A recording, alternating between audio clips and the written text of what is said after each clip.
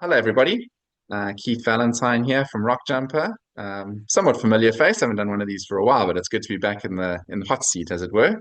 And I hope you're all keeping well. And thanks so much for joining us for another of these Dream Destination webinars.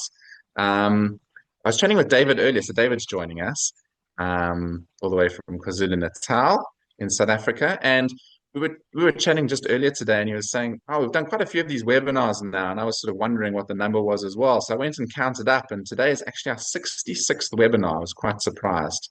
I was wondering if I thought we'd gone over 50, but I wasn't sure we were quite up at 66. So very nice little number, and yeah, as I say, David joining us today, but it's amazing considering the number, just how many incredible birding locations we still have to feature or focus on. We've done so many, but there's so many that we still need to cover. So anyway, without further ado, I'm very excited about today's webinar. It's focusing on one of Africa's very best birding locations. There's very few that can go past Cameroon. It's an incredible place for birding, but it's one that's often poorly understood. When I joined Rock Jumper 20 years ago, Cameroon was my number one most wanted destination on the planet. I wanted to go there more than anywhere else. And I was very fortunate because I got to go there in 2006, and David and I led a tour together, and it was absolutely amazing. But it was just filled with all these exotic rare birds, and it had the sense of adventure, and it was just stunning habitats and really remote, and it just had all of this aura about it, and so many little known endemics. But so few world birders have actually been, and we just, a lot of people out there don't know a lot about Cameroon. And you just go onto, a site like eBird, and you have a look at the amount of records that are there for banded wattle-eyes or green-breasted bushshrikes or Bamenda Apalis or Mount Kupe bushshrike, a legendary bird. And there's so few. There's still less than 100 records for any of those species, which is rather unbelievable. But as I say, I was fortunate to go there in 2006, and between 2006 and 2012, I was really lucky and managed to lead six tours to Cameroon, which was absolutely amazing. And I've got so many great memories from the times there. But fast forward to 2025, and the reality is Cameroon's still the seldom visited place, especially when compared to many of the world's other top birding destinations. And it's still got so many superb habitats, and it's still got this long list of mouth-watering mega birds. But the reality is that now is about as good a time as ever to visit. It's got a great safety status at the moment, key access to a lot of the best sites, and great understanding of how, we've got this great understanding now of how this destination works. And yeah, to take us around Cameroon today is Rock Jumper tour leader David Hoddinott. So David has been leading tours for Rock Jumper for 24 years now, and just this April he led his 11th tour through Cameroon. So plenty of experience in the country. David also has the highest bird list on the African continent as well. Current total is at 2,188 species, which is absolutely amazing, David. And we're in very good hands tonight with David at the helm. And it's going to be fantastic having him share his wealth of experience in Cameroon and on the African continent. It's going to be a real treat. David's also no stranger to our Dream Destination webinars, and some of you might remember his fascinating Uganda presentation back in 2020 when we first started doing these.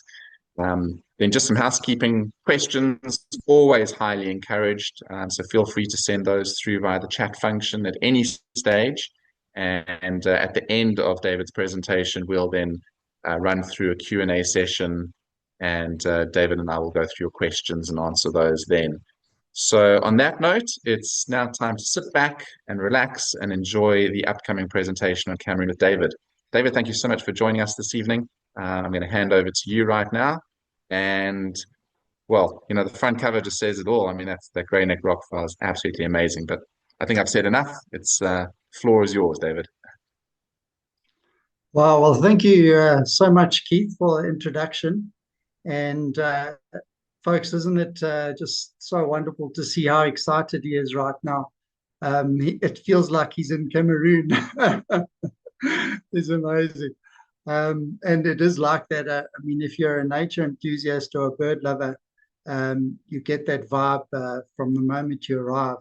It's quite amazing. So greetings from South Africa, everybody, and good evening.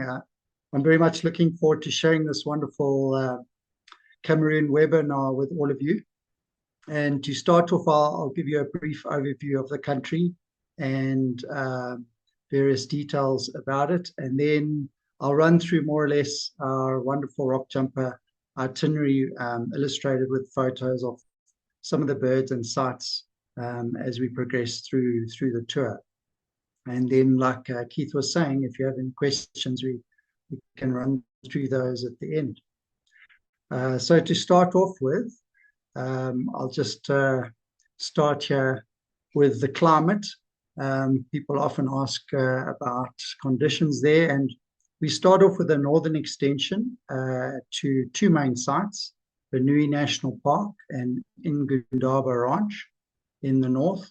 And generally, Bonui's hot to warm, but not too humid, so bearable conditions. And we're along the beautiful Bonui River, so we have some shade there, and conditions are warm, but it does get pretty hot in the middle of the day when you usually take a break.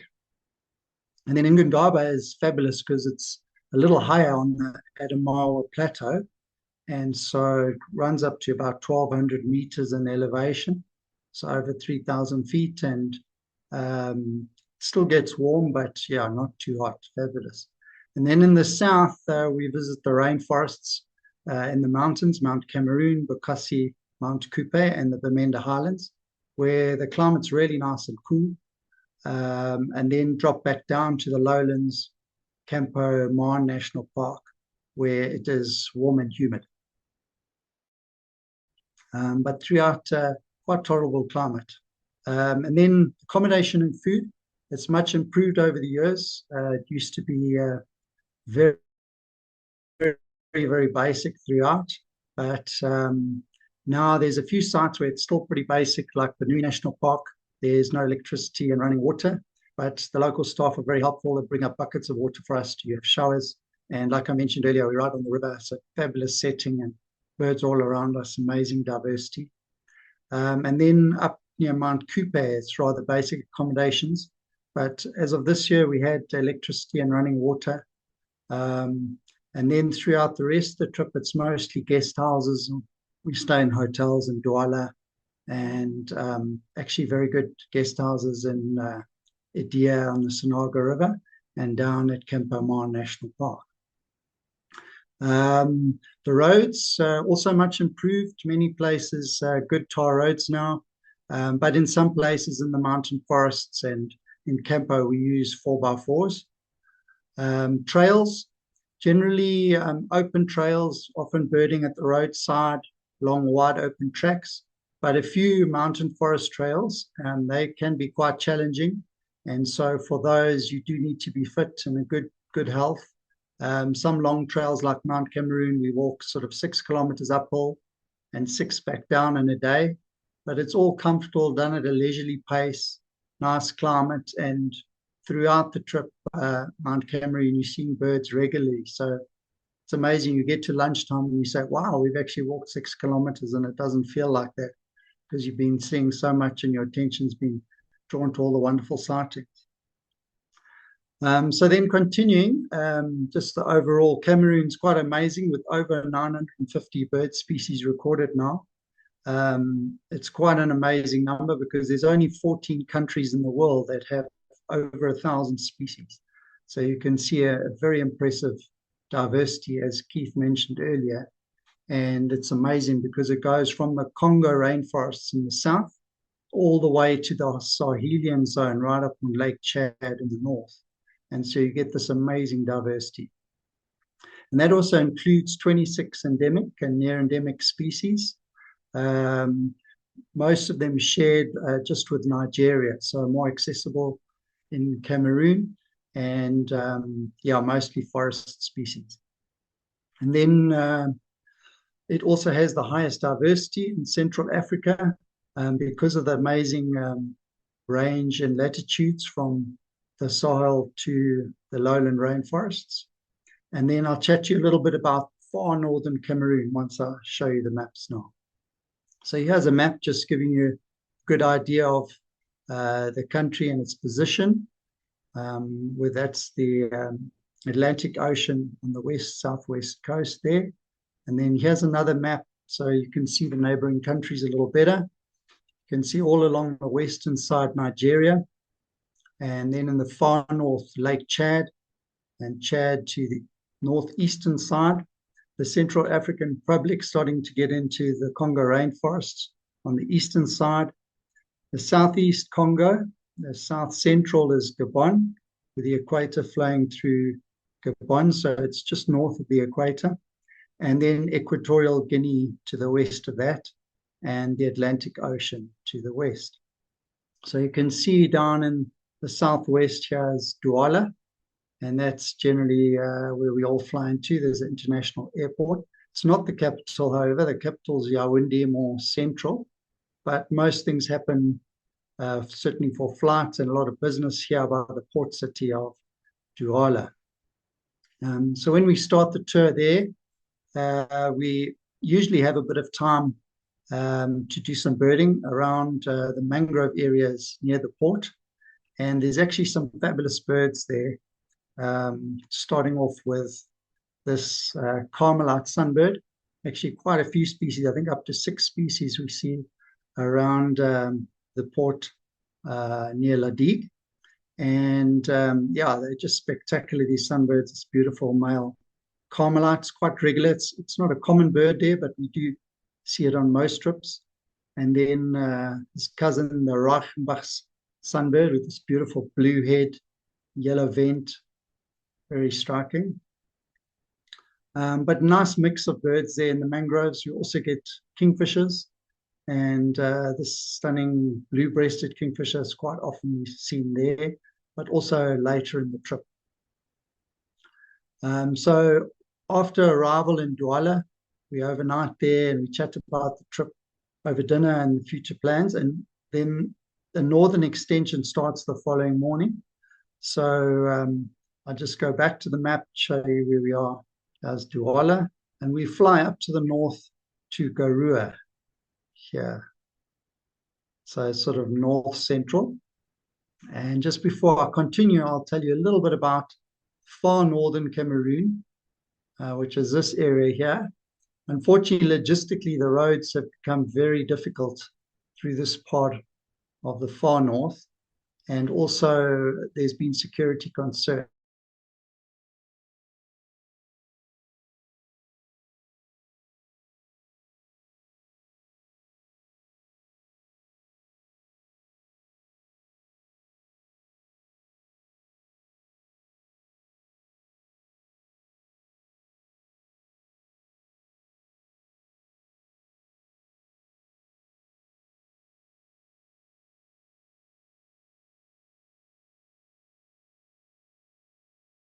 Quail plover, scissor-tailed kite, just to mention a few to whet your appetite.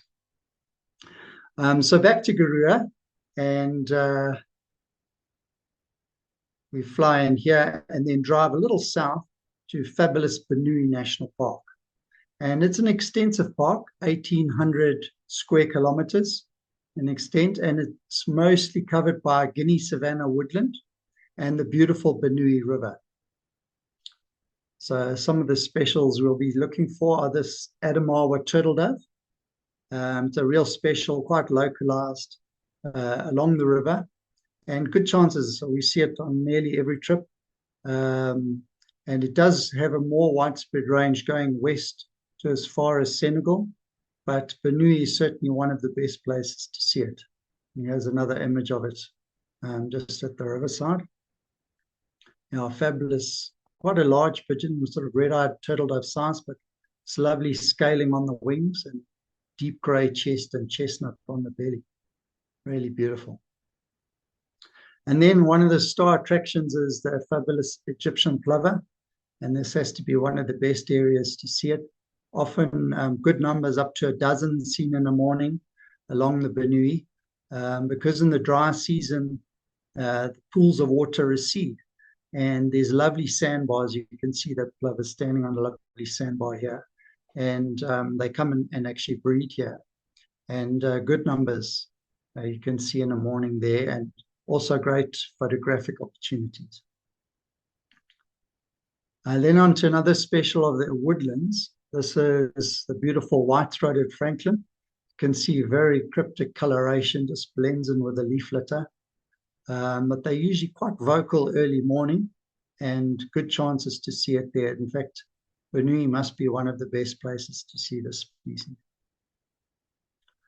And then amazing Pell's fishing owl, quite often around the camp, obviously feeding on fish along the Bonui River. And we sometimes hear them actually from camp calling either early morning or dusk. And this one came right into the camp. It was seen above our dining room table. So, yeah, amazing to see them there. And then seed eaters are well represented in Bonui National Park. This is the fabulous yellow-winged Pytilia. And again, these receding pools of water attract them.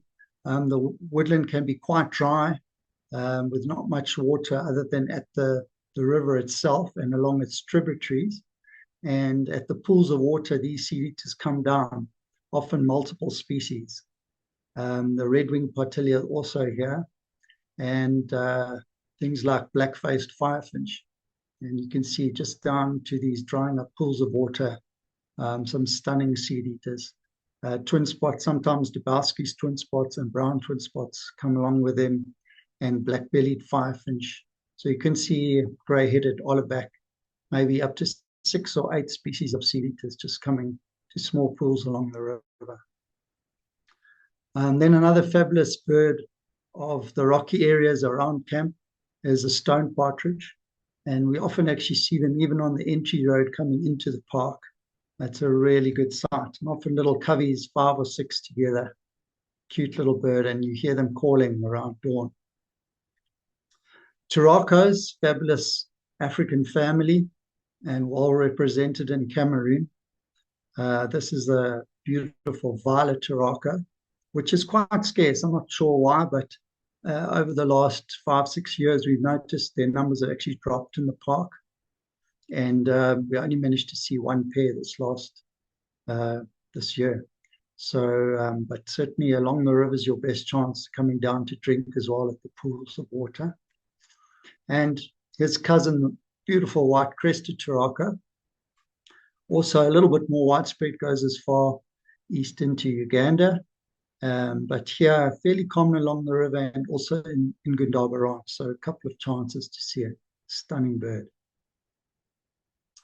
Along the river at evening, sort of dusk, the beautiful 4-banded sandgrouse. They come in quite good numbers to drink along the river. And sometimes we see them in the woodland while we're driving through as well. And then another cute, very sought after bird is the spotted creeper, now being split, so African spotted creeper from the Asian one. And beautiful cryptic coloration. You can see how it sort of blends in with the lichen on the tree trunks. And Bonui and Ingaba are good places to see it. Rollers also well represented in Cameroon, and beautiful blue-bellied roller with this quaint color combinations, cream-colored head and these striking blue wings. Quite regular both in Bonui and in Ingaba Ranch. And also mammals, so wonderful selection of birds, but yeah, the mammals are also impressive, and cob is a regular feature in this dry woodland. You can see the habitat is quite dry with longish grass, and they often burn sections of the park. But cob, quite common, often see them coming to drink again at the river. And sometimes giraffe, have to be lucky to see this one. The subspecies being quite pale and not very common up there. And then in the pools, you get the wonderful lazing hippopotamus, and you can see a grey heron using the hippo's back as a perch to hunt from. And then from Bonui, we head a little further south. So Here's Karua, and Bonui was south of that, towards Ingundere. And this is the area where this fabulous ranch is, Ingaba Ranch. So many specials there too. And Keith kindly provided some wonderful photos for the webinar, and his brother Glenn. So thanks very much to you guys. And here's a great photo of Keith's of the wonderful crater lake at Ingaba Ranch. You can see Magic's quite a deep lake, but it has wonderful palms, some fabulous palms all around, and a little bit of gallery forest. And Ingundaba is an amazing site, just incredible diversity. I'd be here all night if I was to run through all the species that we see there. But we have 2 wonderful full days in the area, and that's usually enough time to see most of the specials and a wonderful selection of African birds. So along the lake, if we're lucky, we can see this beautiful duck, the Hartlips duck. It's really stunning, quite a shy waterfowl, and more the bird you would think of as the rainforest. It's quite amazing that it gets up to Ingaba Ranch in the woodland, but it seems to be a good place to see it. In the last, I think, 5 or 6 years, we've been seeing it there regularly. And then denizen of the gallery forest. This is a beautiful white-crowned robinchat, and often in little pairs along the wooded watercourses there, also in the Bonui River, in the thickets. And Bamenda Apalis, this is a real special, near-endemic, and very localized bird. And Ingaba Ranch is an excellent place to see it. And often they can be quite confiding. As you can see, I was really close to this one.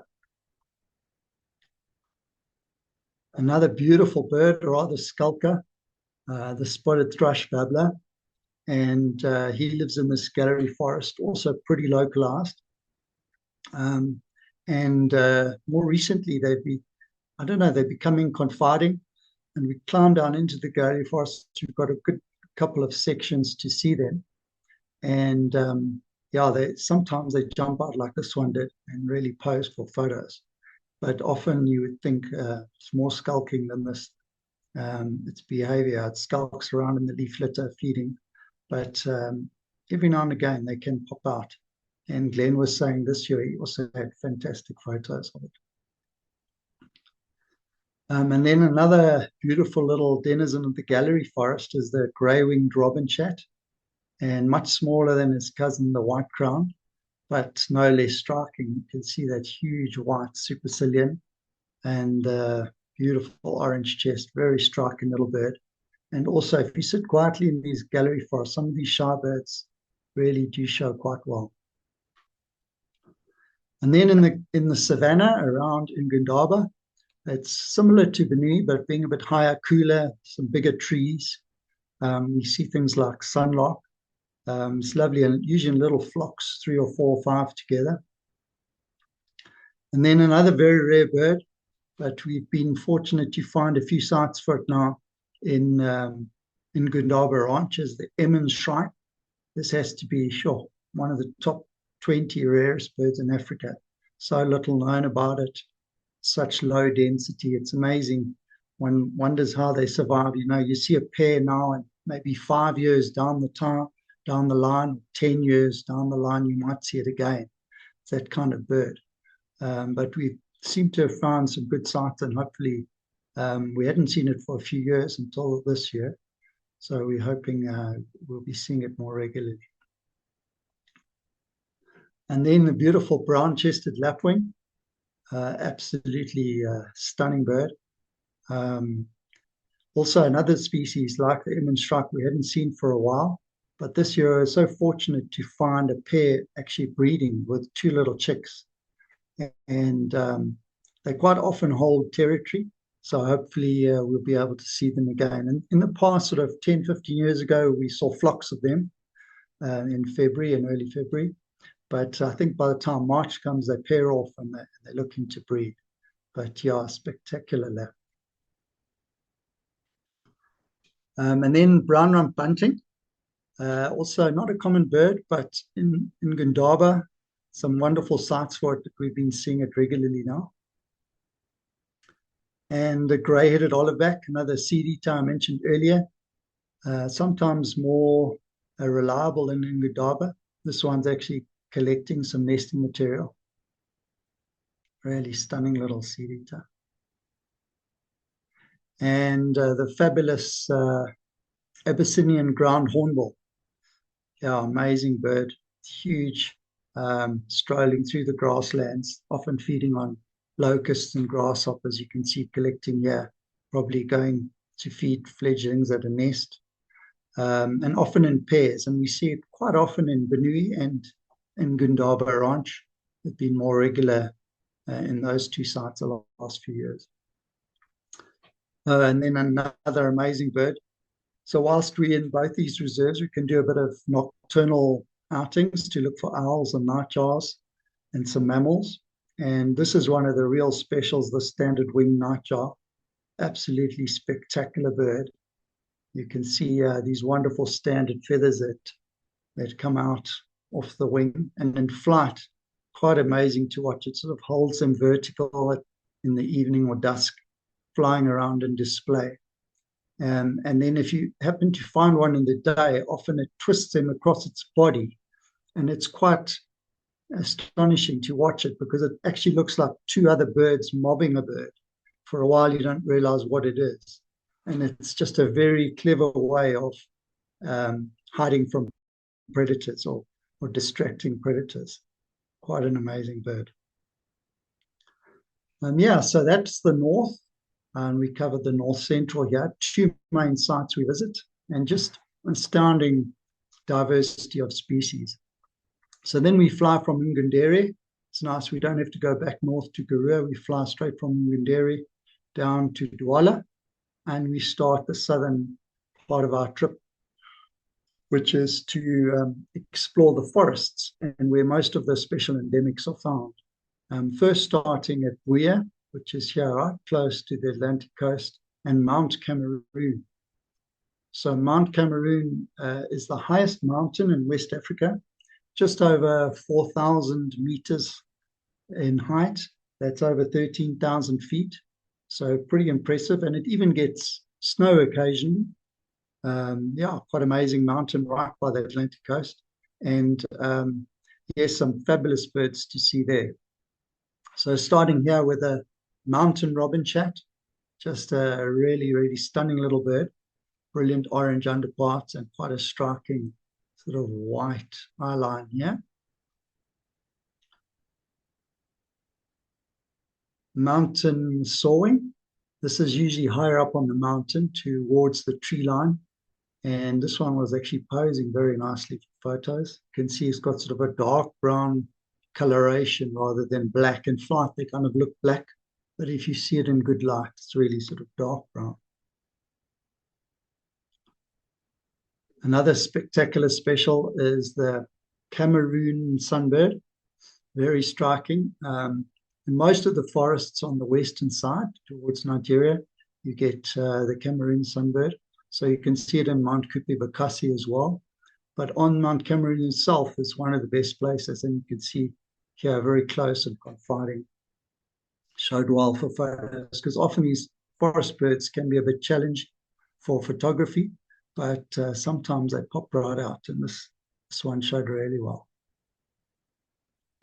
Another beautiful denizen of the mountain forests is a yellow-breasted bubu, just spectacular. It reminds me of a yellow form of crimson-breasted shrike from South Africa and Namibia.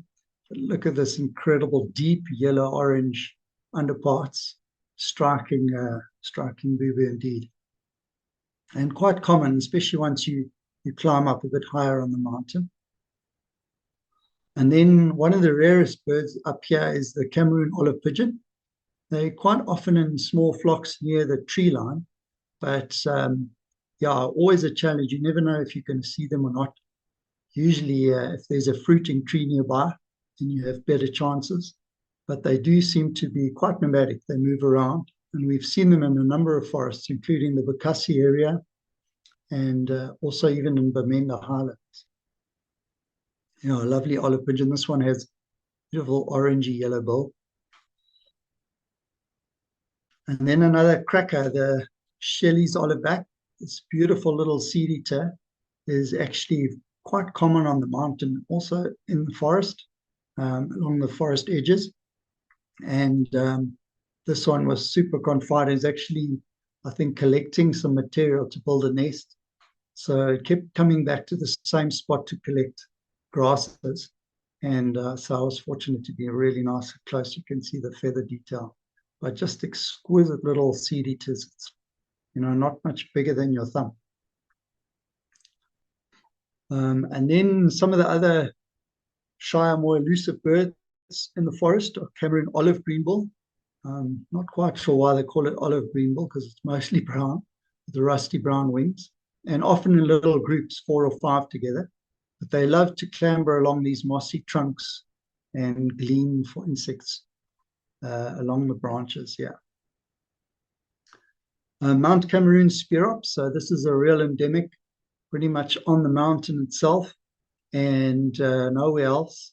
And you have to get to the tree line. So the walk we do, the 6 kilometers, at the end of that, we get to the edge of the tree line. And these spearops are always sort of in the vicinity of the tree line, and often it's an aberrant white eye, really. You can see it has a white eye shape, slightly bigger, and also in little flocks, like 4, 5, sometimes up to 20 together. They move quickly through the canopy. They are sort of looking for insects in the leaves. And then white-bellied crested flycatcher, a bit more widespread, but what a striking little bird. And he's often fanning his tails and flaring his wings as he's doing here, jumping around in the mixed species flocks, catching insects.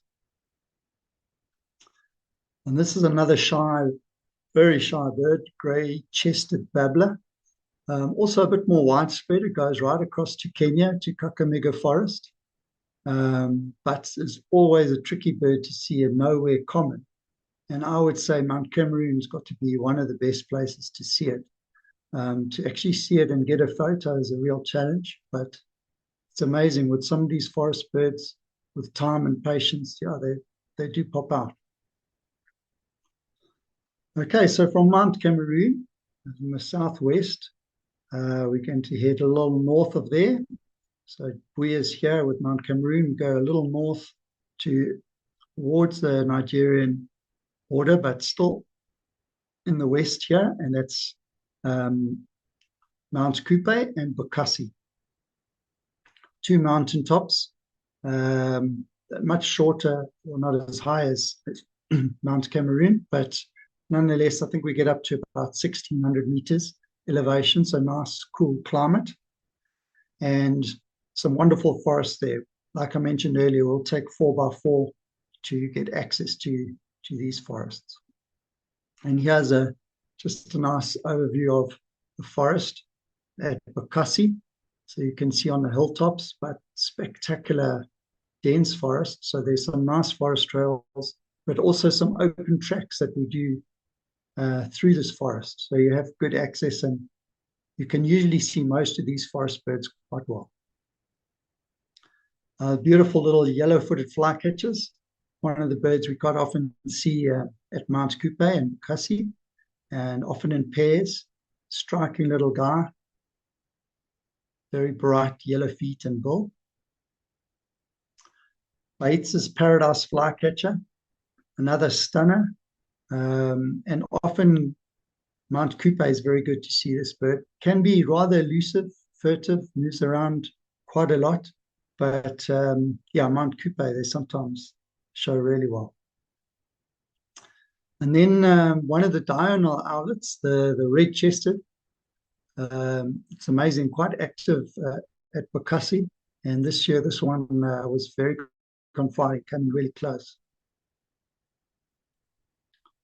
Another real special of the area is white-throated Mountain Babbler, and often in little groups, 3 or 4, and they glean in the mosses on the branches. You can see this one hanging upside down and probing for insects and food, but very localized, really, in the western forests of Bukasi and Mount Kupe.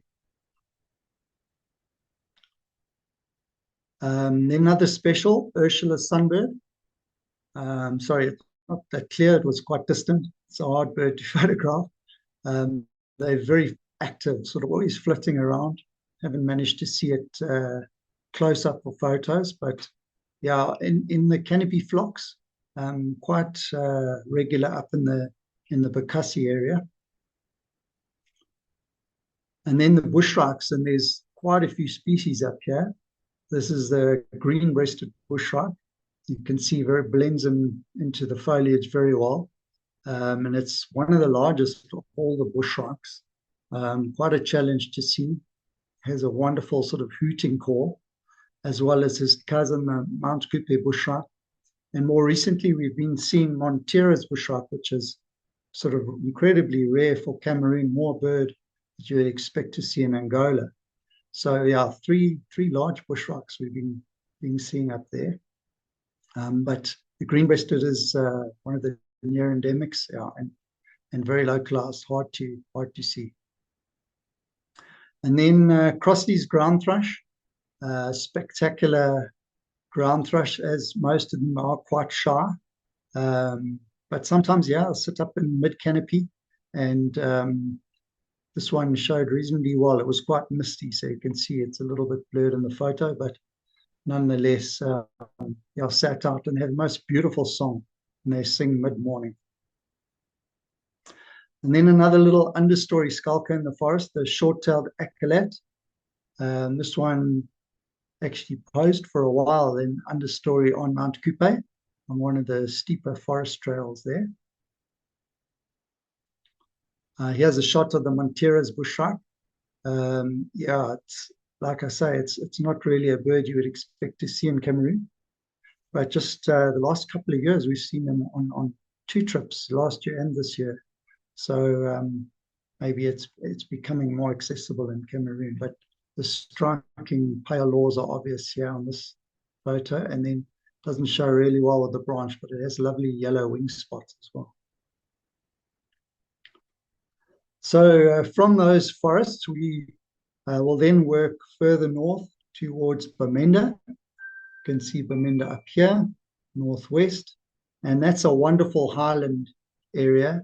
But sadly, the birds there, many of the specials are either endangered or even critically endangered because of reduced habitat. So we were lucky to see all of the specials on the strip, but I'm just wondering for how long, because the habitat every year seems to be shrinking.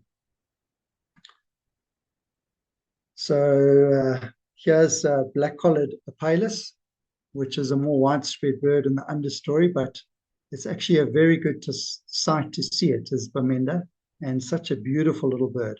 Goes right across to Kenya, but yeah, stunning little chap. And less common and more erratic distribution is orange tufted sunbird. Also occurs sort of right from Uganda across. But the Bamenda Highlands are definitely one of the best places to see it. See the lovely black belly, deep black belly and purple forehead. That's quite a rare and localized sunbird. And then on to more of the endemics and near endemics. This is Cameroon mountain greenbill, just feeding on some fruit. Lovely all olivey green coloration. Not very common, but usually we have several sightings during the trip. And then on to the real specials. So there are 4 main targets when you get to Bamenda, this being one of them, the fabulous banded wattle-eye. This is the male with the white throat.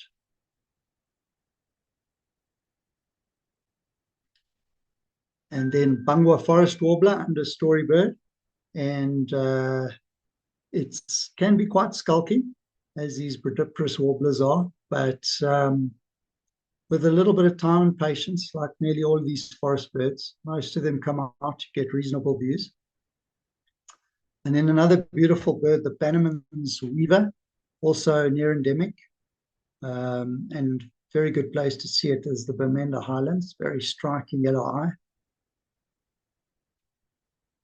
And probably the most beautiful and special and sought after bird of Bmena is the Bannerman's Turaco, just a stunning bird. And in flight, of course, you can see a little bit of crimson on the wing here, but beautiful crimson wings in flight. And this bird's critically endangered. Yeah, sadly, there's just very little forest fragments left. And in an entire day there, we saw just one individual on this year's trip.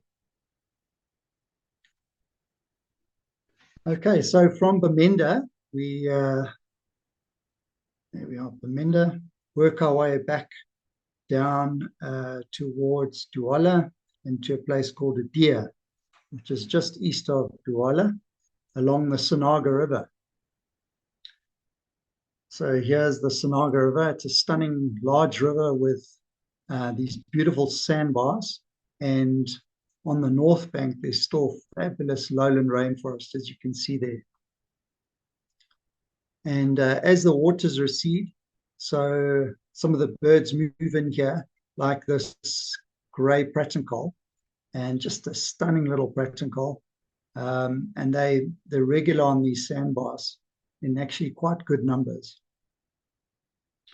And also African skimmers there. So yeah, it's a great place to see some of these water birds. Along the shoreline, we quite often see black-bellied sea cracker there, these beautiful seeding grasses at this time of year. And the sea cracker, this last trip, we had a little flock of 7 together. I was quite amazed to see so many together, but they obviously love the seeding grass. And yeah, another cracking little bird, just incredible vivid reds and blacks, very striking, the little white crescents around the eye. Okay, so that brings the Sonaga to the end, and then we head from there south, all the way down south to Kribi here, right on the Atlantic coast, and then inland slightly to the southern part of Cameroon, southwestern tip of the rainforests here, and that's to Campo National Park, which is just an amazing park, incredible diversity of species, some nice open wide tracks to drive along and bird, and then also some good forest trails. So this is now lowland rainforest birding, so quite different, quite hot and humid. But the great thing is there's a wonderful guest house with air conditioning and hot showers, good food. We have our own chef who comes along with us and prepares wonderful meals. So it's a great place to stay. So some of the denizens here in the understory, the yellow-lord bristlebill, and he's often moving in the undergrowth with the lethes and the accolades, and they often will follow these ant swarms. You get these safari ants are moving in the undergrowth like an army ant in South America, and as the ants swarm and flush insects, so these bristlebills and the lethes will fly out and catch the insects that get disturbed. And good chances to see them at Campo, yeah. And then on the edges of the forest, you get these Congo serpent eagles. It's quite a low-density raptor, an amazingly variable plumage. Some have sort of barring or deep mottling on the front, incredible variations, but just a stunning bird. And yeah, pretty good chances down en route to Campo to see it. Some of the other specials are Schustet's greenbill. It's a really uncommon greenbill of the forests of pretty much Cameroon and Gabon. And again, Campo seems an excellent place. We had a couple of sightings of this on our trip this year. And then another very secretive forest owl, Schustet's owlet. I've probably only seen it 3 or 4 times in my life, but all of them in Cameroon. And Campo seems now we've found a good territory for it. This year, this bird came out and posed, and we actually had a really good sighting of it. Bare-cheeked trogon, got to be one of the best places to see it, is Campo. They're more interior, deep forest birds. There's only 3 species of trogon in Africa, and bare-cheeked, this one is by far the rarest and hardest to see. But Campo, excellent place to see it. Hornbills, well represented here. You can see 6 species, in Campo. And this is the female black cast, stunning with this sort of chocolate brown head. The male has more black on his crest and a bigger casque. And often in good numbers, you can see 10 or 15 in a day. A huge hornbill. Just hear the wing beats as it flies over the canopy. This one's a little harder to see in the center of the photo, but it's the beautiful black-collared lovebird. You can see it just blends in with the leaves. So it's usually quite a challenging bird to find, but sometimes in little flocks, and they'll sun themselves up on dead branches in the treetops in the morning. And we've been lucky the last few years been showing well in Campo. Stunning little canopy bird, but sometimes they'll drop right down, as this one did. This is the red-rumped tinkerbird, very striking little tinkerbird. And barbets are well represented. I think we can see 11 species on the trip. Fabulous for barbets. Shining blue kingfisher along the streams in Campo. This one posed at one of the little streams we crossed en route to Campo this year. And yeah, can normally be quite a shy denizen of the streams and rivers where you get very little disturbance. But this one posed right close to the road, showed really well. Stunning bird. And then in the forest again, you get these wonderful rufous-sided broadbills. You can often hear their little sort of prr call in the mornings as they display.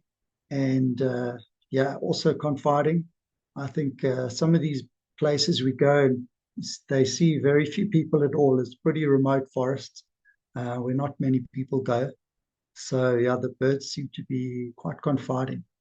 And with us seeing lots of hornbills, also it's a good sign there's not much hunting pressure there. And then in the canopy, we look for some of the special forest weavers, and this is the Rachel's Malimbe, spectacular Malimbe up in the canopy or sub-canopy. Deep, you can see it's very dark and gloomy and loves to feed in the vines and the dense areas of the forest. And recently, yeah, it's been a good place to see it. It's Campo National Park. And also mammals there.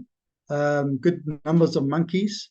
And this cute little guy, the northern talapoy, and can often be in big troops, sometimes 50 to 60 in a troop, and often feeding in these cecropia-like trees on the fruits and insects. And very active. I was lucky just this one froze for a second on a branch, but often they're just moving through the canopy at speed. And then thanks to Glenn Valentine for providing this wonderful photo of a seldom seen perched bird, the brown nightjar. Most of my sightings have always been just flying over the forest calling, but Glenn managed to get a fabulous photo this year. Beautiful and dark nightjar with almost no white in the wings. Amazing to see.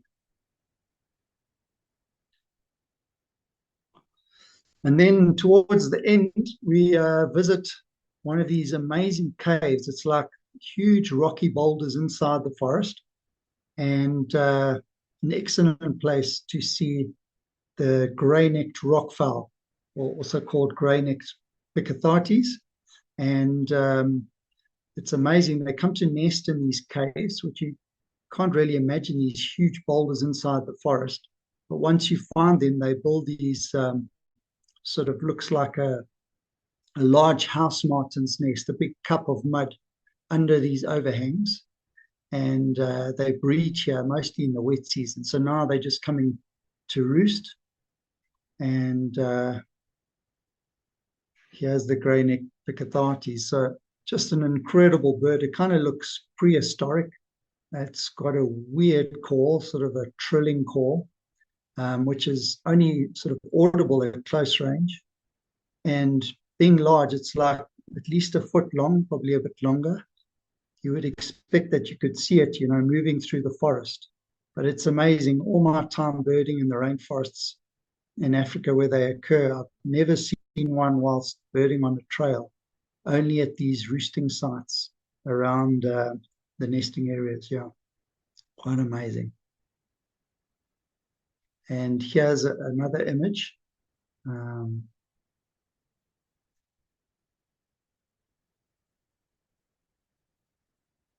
yeah, spectacular bird. Thanks very much, everyone. That's the end.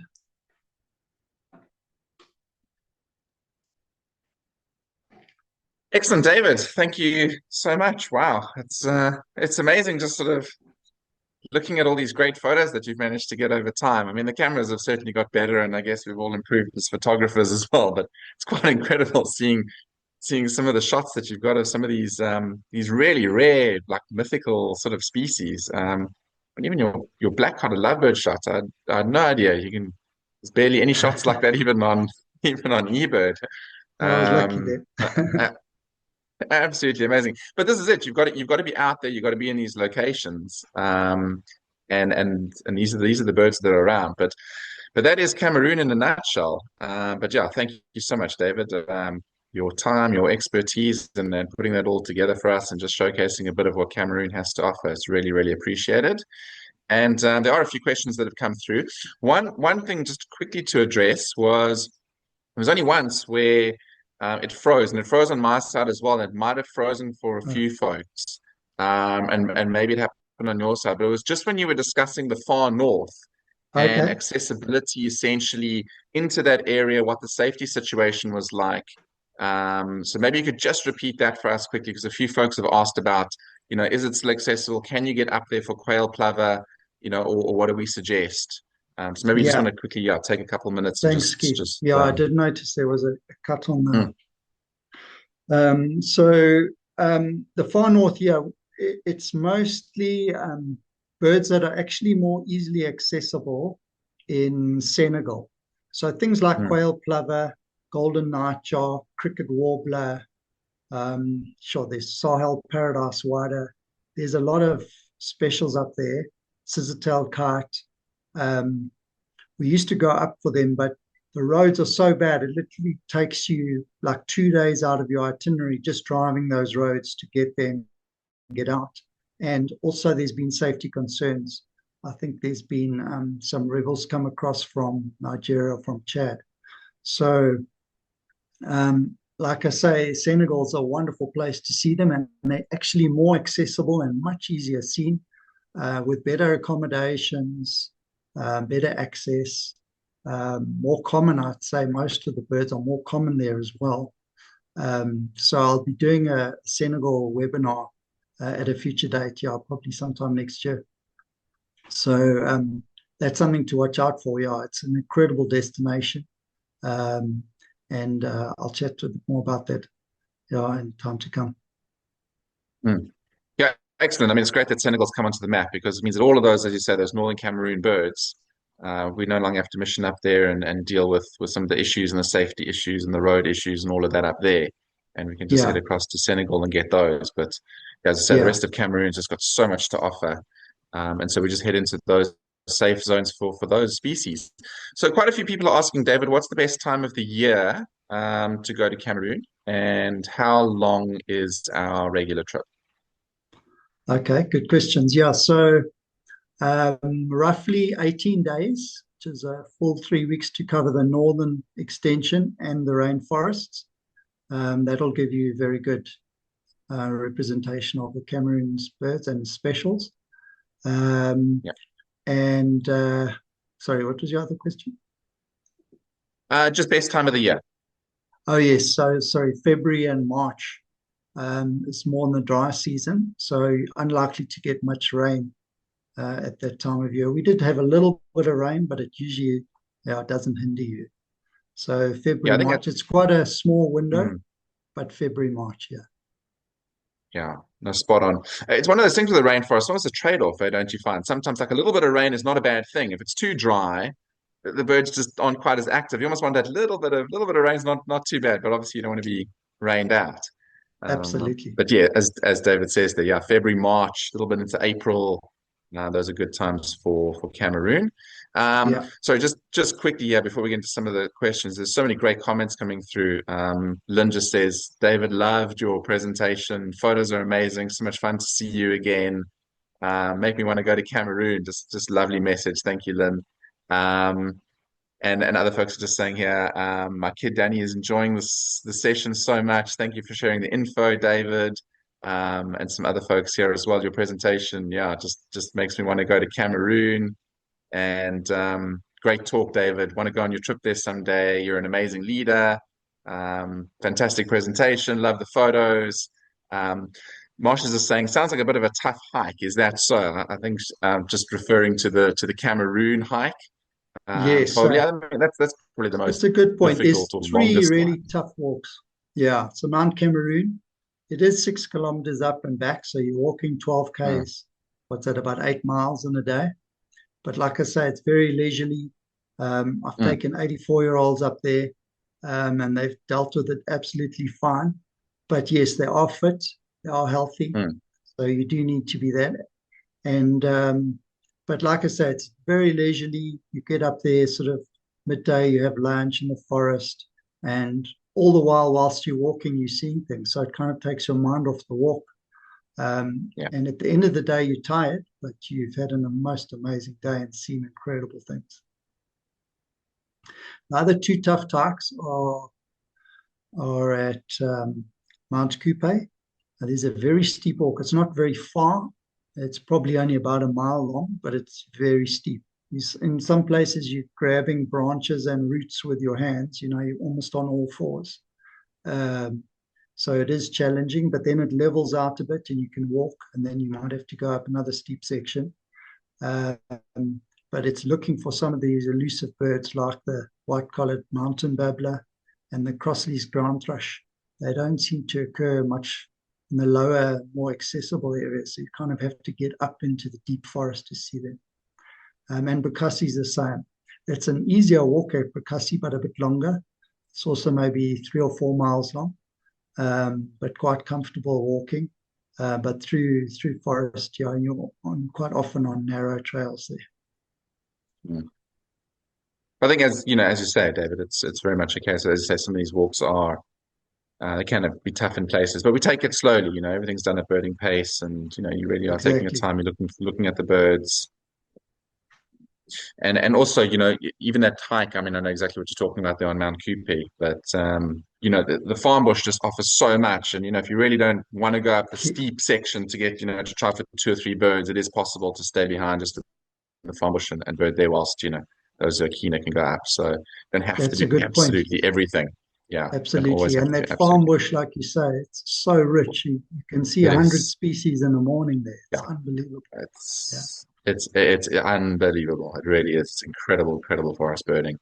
Yeah. Um, so John just asking here as well. So again, time of the year overall, and then also just time of the year for Egyptian plover specifically. Okay. Again, the same sort of February, March, early April. Yeah, Really good. Yeah.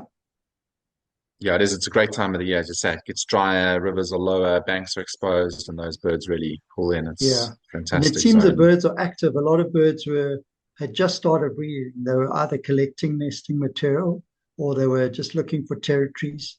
So more Mm. responsive, more showy, more vocal. Yeah. Excellent. Some of the folks just asking about how many guests per guide on this tour, how we sort of limit the guide and guest ratio. I don't know if you want to answer Yes. this or if you want me to take it, Yes, I David. think we do eight, Yeah. eight for Cameroon, which seems to work okay because there's Mm. obviously in the north, it's quite easy, wonderful open habitats. Once you're in the forest, most of the time we're on wide open tracks.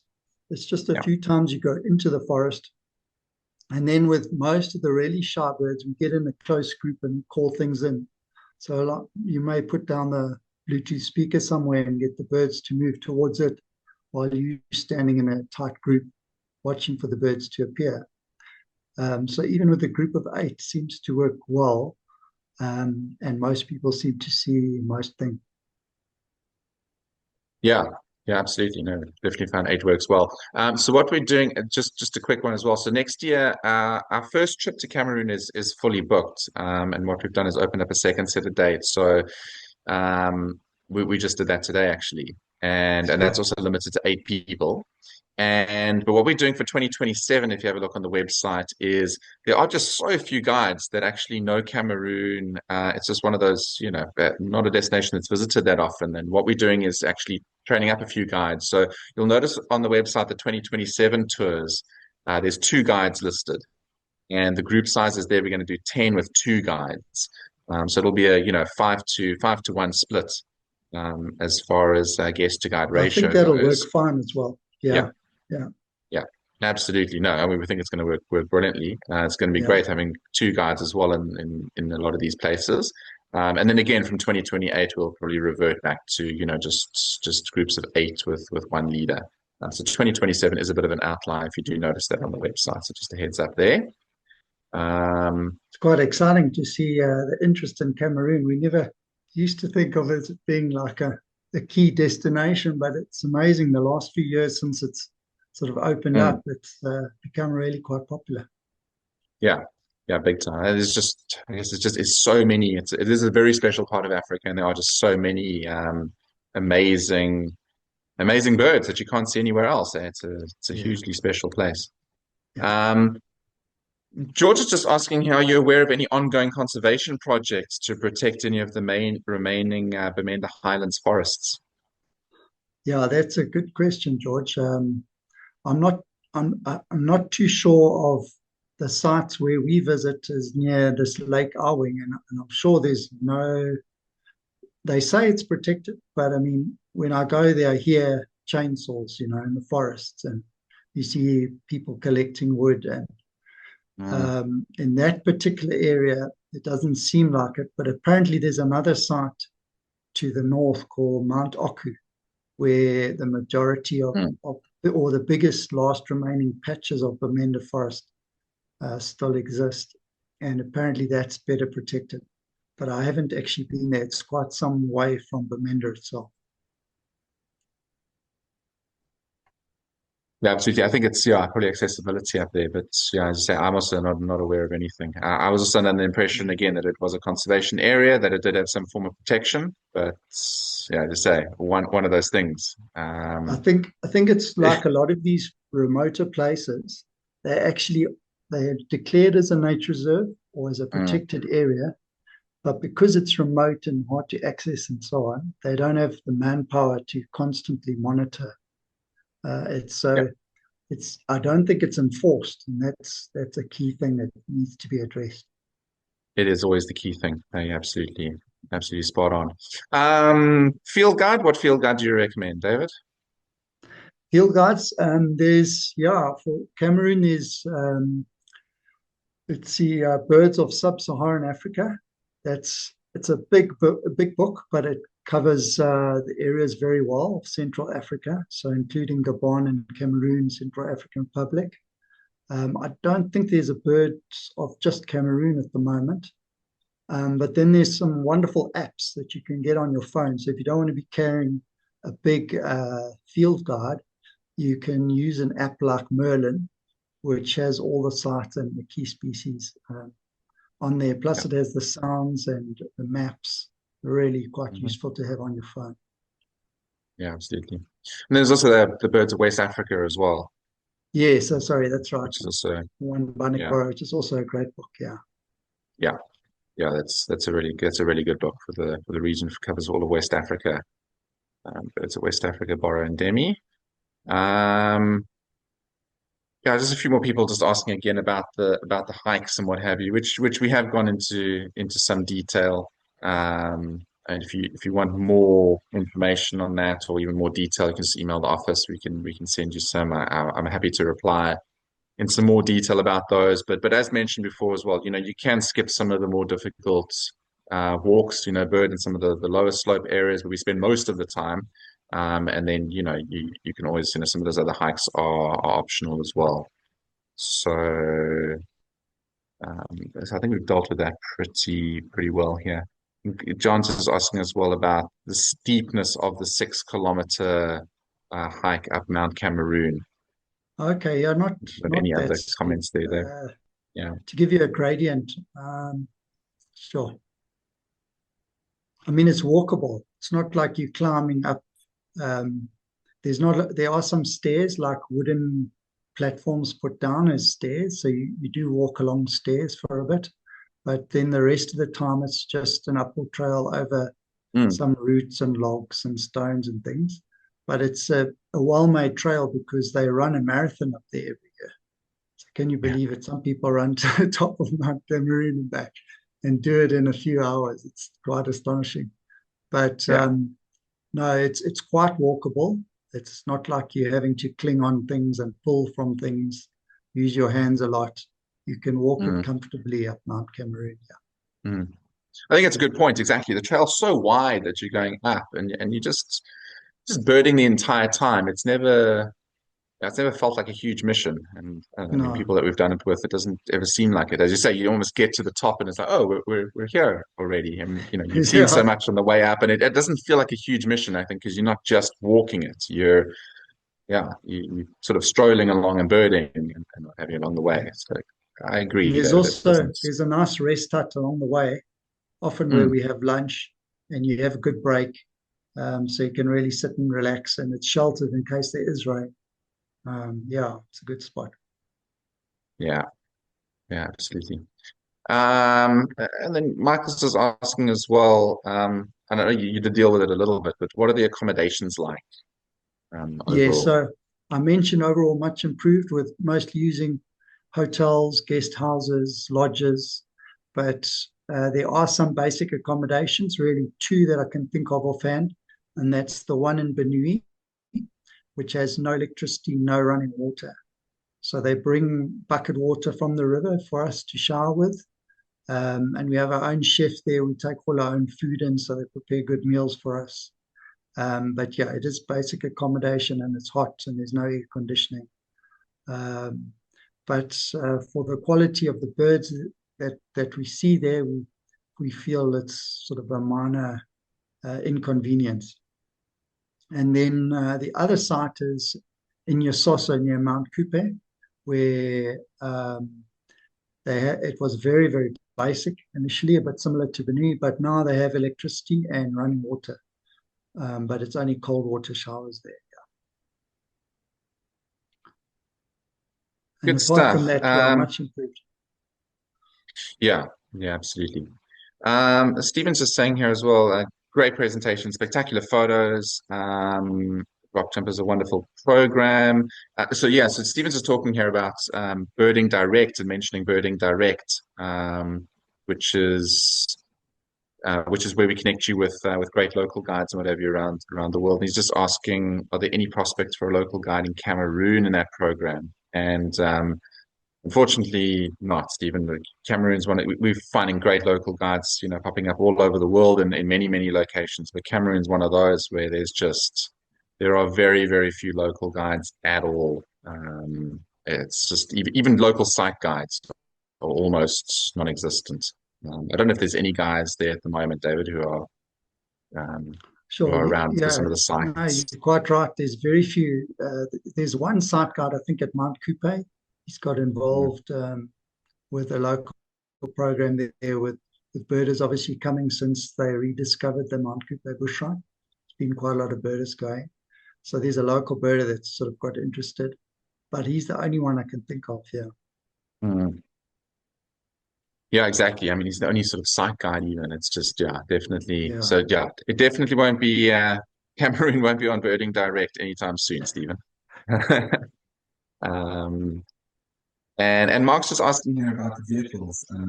What vehicles do we use overall? Says, wheel drive vehicles, for some locations, but what about the rest of the time? What vehicles are we using there? Okay, so usually for most of the trip, it's in a minibus. So it's a Toyota minibus. I think it's a 14-seater. But like we say, we sort of do a maximum of 8 in one guide or 10 in two guides.